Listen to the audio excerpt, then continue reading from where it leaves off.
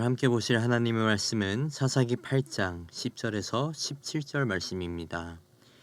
이때에 세바와 살문나가 갈골에 있는데 동방 사람의 모든 군대 중에 칼든 자 12만 명이 죽었고 그 남은 15,000명 가량은 그들을 따라와서 거기에 있더라.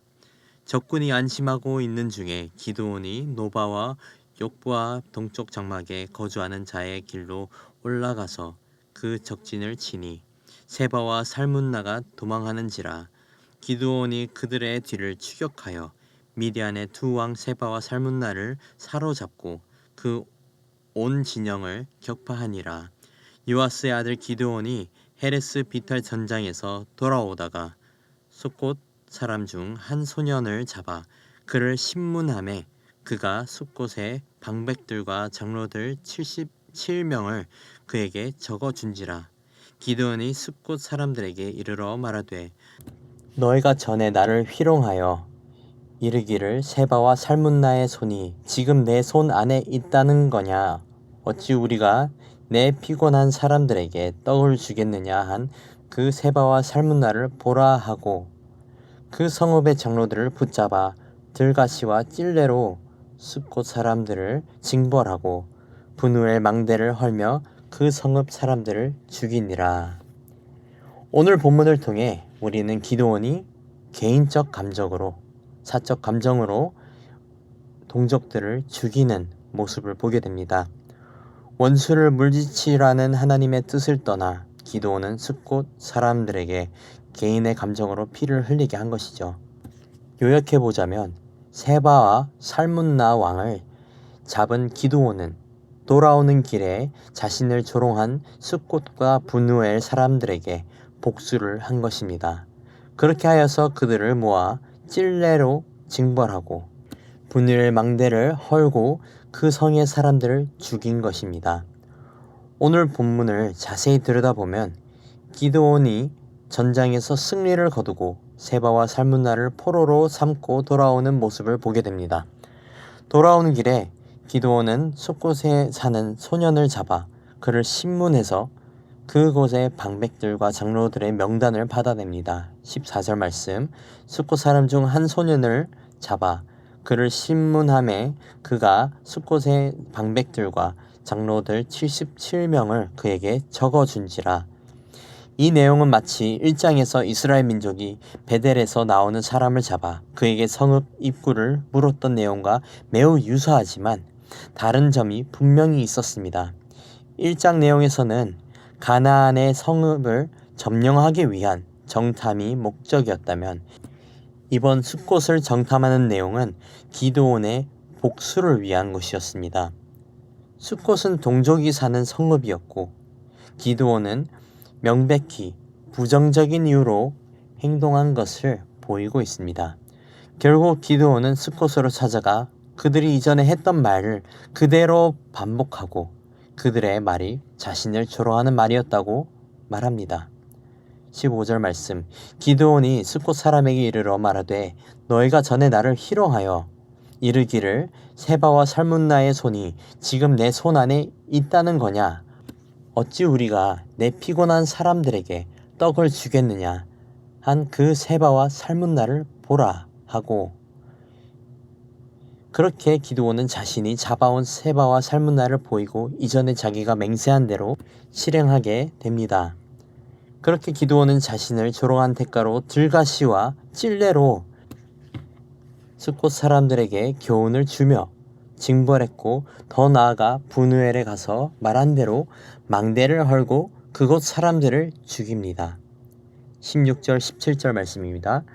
그 성읍의 장로들을 붙잡아 들가시와 찔레로 숫곳 사람들을 징벌하고 분우엘 망대를 헐며 그 성읍 사람들을 죽이니라.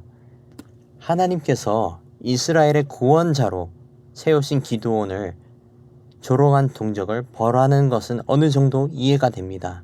하지만 기드온은 교훈을 위한 징벌을 넘어서 동족을 죽이기까지 했습니다.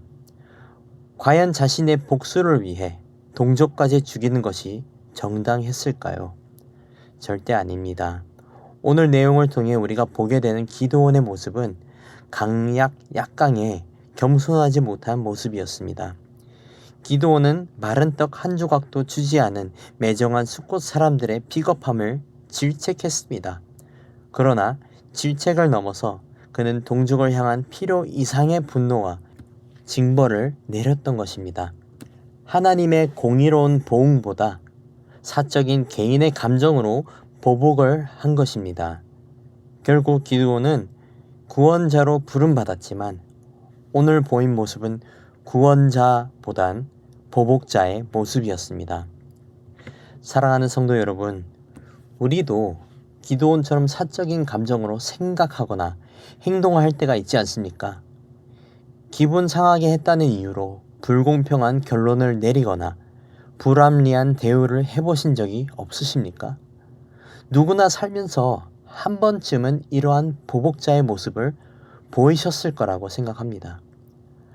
하나님께서는 우리를 보복자가 아니라 공의로운 하나님의 보응을 붙들고 살아가는 자들이 되기를 원하셨습니다. 우리의 이웃을 섬기고 아무리 사적으로 감정이 상하는 사건이 있다 할지라도 하나님께서 공의로 대하셨듯이 우리도 마찬가지로 공의로 대하길 원하십니다. 사랑하는 성도 여러분, 기드온과 같이 감정에 사로잡혀 복수하는 자가 되지 마시길 바랍니다. 오히려 하나님의 공의로우심에 사로잡혀 하나님의 뜻대로 그 공의를 실천하는 저와 여러분이 되기를 간절히 소망합니다. 하나님의 부르심에 개인의 원한이나 자존심을 세우는 자가 되지 말고 하나님 앞에 겸손히 종된 자세로 순종하는 저와 여러분이 되기를 간절히 소망합니다. 기도하겠습니다. 공의로우신 하나님 아버지 감사합니다. 주께서 우리를 불쌍히 여기셔서 우리에게 자비를 베풀어 주셔서 감사합니다. 아버지, 우리에게도 동일한 공의로운 마음을 허락하셔서 개인의 감정으로 생각하고 판단하는 자들이 되는 것이 아니라 오직 하나님의 선하신 뜻대로 행하기를 간절히 소망합니다. 아버지, 우리를 더욱 겸손하게 해주시고 아버지의 사랑과 아버지의 마음을 깨닫는 은혜를 더하여 주시옵소서. 기드온이 했던 감정적 실수를 저지르는 것이 아닌 늘 깨어서 겸손히 주님의 뜻에 따라 살아가게 하옵소서. 감사합니다. 사랑합니다. 이 모든 말씀 살아계신 예수 그리스도의 이름으로 기도드립니다. 아멘. 우리 시간 말씀을 붙들고 기도하시면서 주간 기도 제목으로 부산과 민족과 한 주간의 승리를 위해 기도하시겠습니다.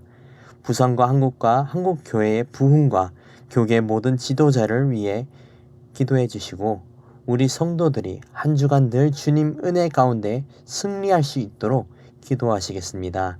또한 곧 있을 새생명 축제를 잘 준비하여서 한 영혼 천하보다 귀하게 여기게 하시어서 그들이 아버지께 돌아오는 은혜가 있도록 함께 기도하시겠습니다.